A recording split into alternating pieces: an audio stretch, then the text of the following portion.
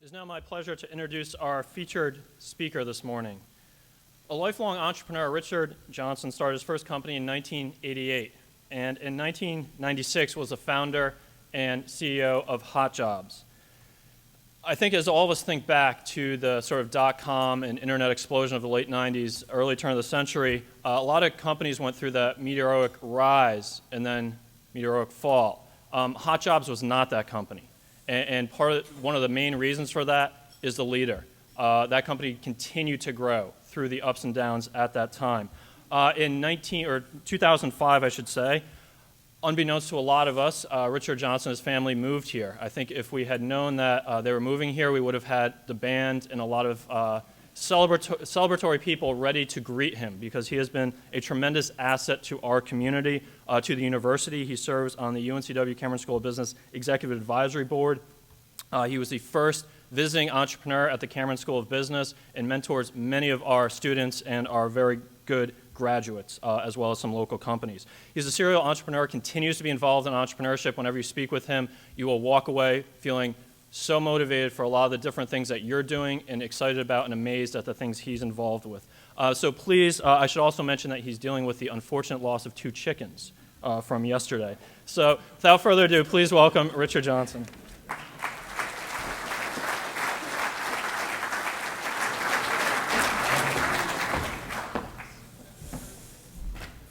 Two chickens I could handle, but actually it was 3 chickens yesterday. You know, I was trying to be a Southerner. I moved down here, and what else can I do but raise chickens in my backyard? And it goes to sort of my theme that I talk today. It's not the idea, it's the experience. And clearly, I have a lot to learn about raising chickens. I mixed the 3 little ones or 4 little ones with the older ones, and apparently the older ones pecked them and killed them, and it was a great tragedy. One lived. We had a funeral, my 2 daughters. Cried and said a lot of things, and we buried the chickens yesterday, so I'm a little traumatized speaking today. But it brought me to, what's the idea? And a few years back, I had this guy come up to me and he said, I want to talk to you. And I said, okay, let's talk, and a month or 2 later, he goes, if we get some private time, I have a really confidential idea. He was a fishing guide, and he thought he had the Hail Mary idea. So finally, one time after 2 or 3 times, I'm like, why don't you just come over here? We'll spend 5 minutes and you tell me the idea. And he's like, solar energy. I'm like, okay. And I won't go into the infeasibility of him actually getting into solar energy, but it's not the idea. And we have these companies today, and the 10 companies, they're all simplifying or creating processes that offer efficiencies. It's wonderful. If you look at every single one of these, they're simplifying processes. So you can look at what companies do, but you wonder, how does somebody prepare to be an entrepreneur? What process do they go through? And, how does one train? And when you look at each person, when we judge them, you saw that each of them were bringing to the table a set of experiences. And it made me think about the experiences I had, because those experiences are what makes a person. When Chad Pohl looks at a company, he doesn't look at the idea, he looks at the person. And, I answered this ad in the New York Times. I started working $150 a week being a headhunter. And a guy sitting right on top of me saying, make the call, make the call, make the call. I'd be smiling and dialing all day.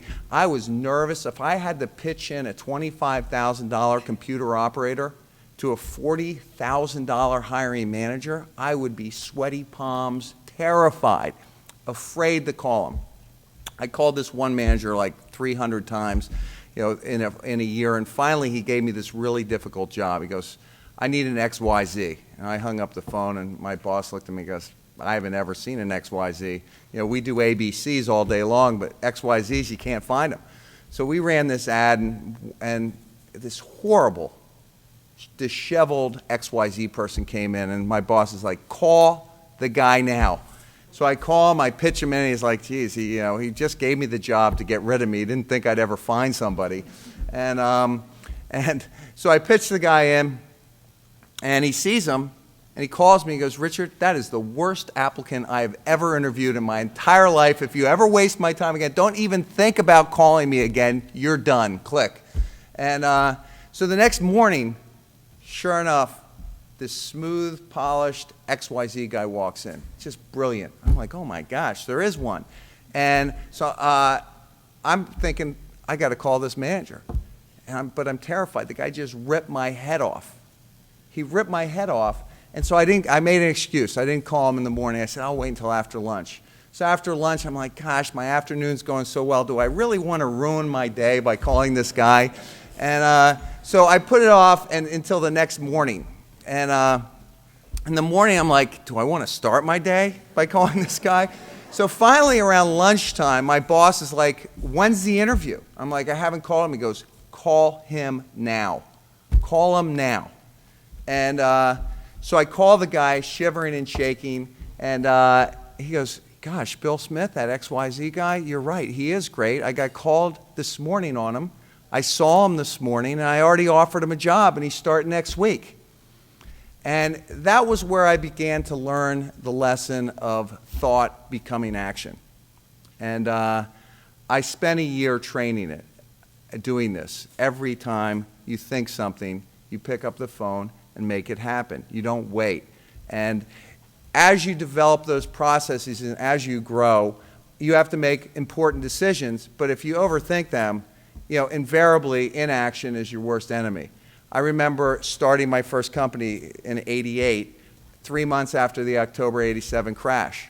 It was a horrible time to start a company. Had I thought about it, I would have never have started it. So thought became action. And every step you're taking is training you for this day. And so one day, I had this company called HotJobs.com. It was this great little company, great technology. In fact, when we went to launch HotJobs.com, we were the first interactive job board. What does that mean? We could actually, you could click and you could cut and paste your resume and send it to the job. Career Mosaic, Monster, the two big job boards at the time, at the bottom of the job it said, to apply this job, fax or mail your resume. So we actually launched with this job board that was so far and above everyone else. It actually had applicant tracking software. It was just that the recruiters loved it. And so I was off to the races running for about 96 till about March of 98, when I realized that I was losing. I was putting about $100,000 a month, of my own money. I had a $10 million recruiting firm, $15 million maybe at that time.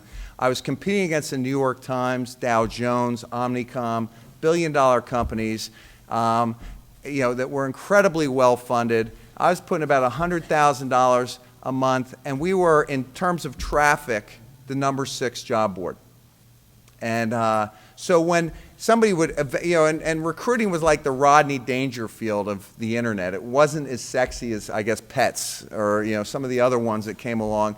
And so whenever there was an article written about recruiting, we wouldn't be mentioned first, second, or even third. Sometimes we would be mentioned.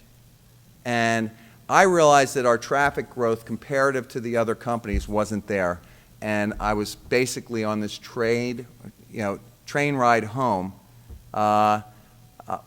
thinking I had to close the business because I was putting a lot of my money into it, and I was done. I couldn't do it. We were going to lose. And at that moment, I had an idea, and the idea was,